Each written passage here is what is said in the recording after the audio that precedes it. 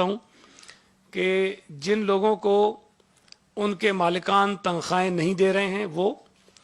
जिन मुलाजमीन को नौकरियों से निकाला जा रहा है या उनको थ्रेट किया जा रहा है, या फिर एक और चीज़ हमारे सामने आई थी कि मुलाजमीन से इस्तीफे लिए गए थे। चूंकि हमने निकालने पे पाबंदी लगाई थी, रिज़ाइन पे पाबंदी नहीं थी, तो हमारे पास ये शिकायत भी आई कि कई जगहों पे मुलाजमीन को बुला के उनको डरा कर, धमका कर, हैरेसमेंट करके उनसे रिज़ाइन लिए गए। हमने वहाँ पर भी इंटरवीन किया और तमाम लोग जो हमसे राब्ते में आए उनको दोबारा नौकरियों पर रखवाया और उन इदारों से हमने लिखवा के ये ली अंडरटेकिंग कि जो लोग रिज़ाइन करके चले गए उन तमाम लोगों को वापस रख भी लेंगे। तो इसके अंदर वो कैटेगरी भी शामिल है। तो जो हमारा टेलीफोन नंबर है, कराची का है ये नंबर, जिस पर शिकायत हो सकती हैं, 021-9924-3822, 021-9924-3822। और जो फैक्स नंबर हमारा है वो है 021-9924-3355।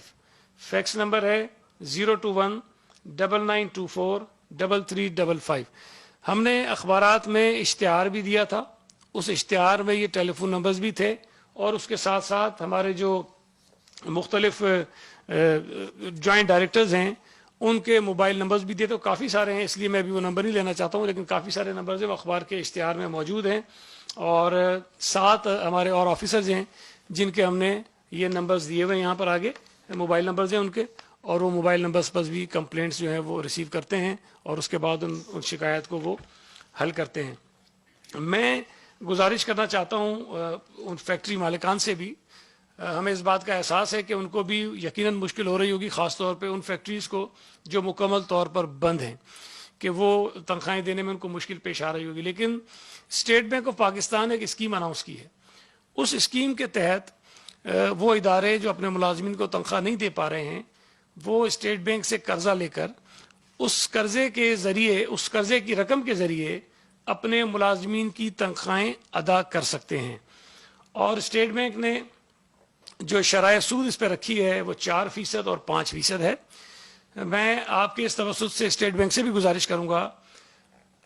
पहली तरजीह तो ये होनी चाहिए कि ये बिलासूद होना चाहिए, इसके ऊपर इंटरेस्ट बिल्कुल ख़त्म हो जाए। लेकिन अगर बिल्कुल ख़त्म नहीं भी हो रहा तो इसको 1% और 2% कर दें, ताकि ज़्यादा से ज़्यादा जो मालिकान इस कर्जे से, इस स्कीम से मुस्तफ़ीज़ हो सकें और इसके ज़रिए अपने मुलाजमीन की तनख्वाहें अदा कर सकें। हमारी अभी एक मीटिंग हुई थी जो कुछ वर्कर्स के नुमाइंदे हैं, लेबर लीडर्स हैं, उनके साथ मैं उनके बिहाफ पे ये बात कर रहा हूँ। और उनका ये ख्याल था कि एक हम मालिकान को एक ऑप्शन दे सकते हैं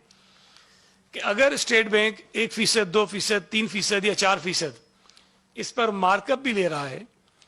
तो वो मार्कअप जिन मुलाजमीन को ये तनख्वाहें देंगे उनसे चार्ज कर लें।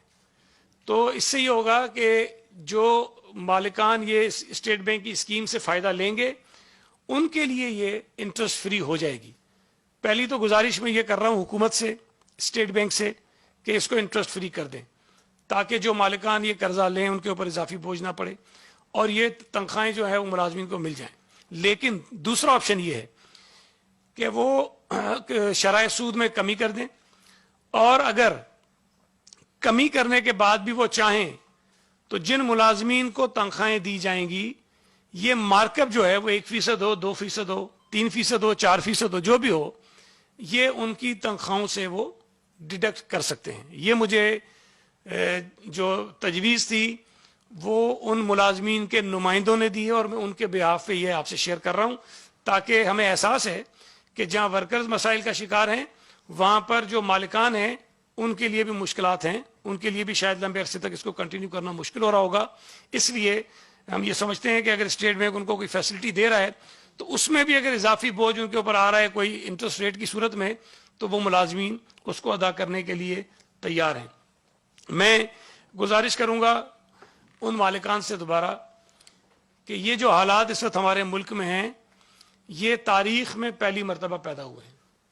और बहुत सारा कारोबार बंद हो गया है जिससे हमारे मालिकान भी कमा नहीं पा रहे हैं, उनकी आमदनी नहीं हो रही है।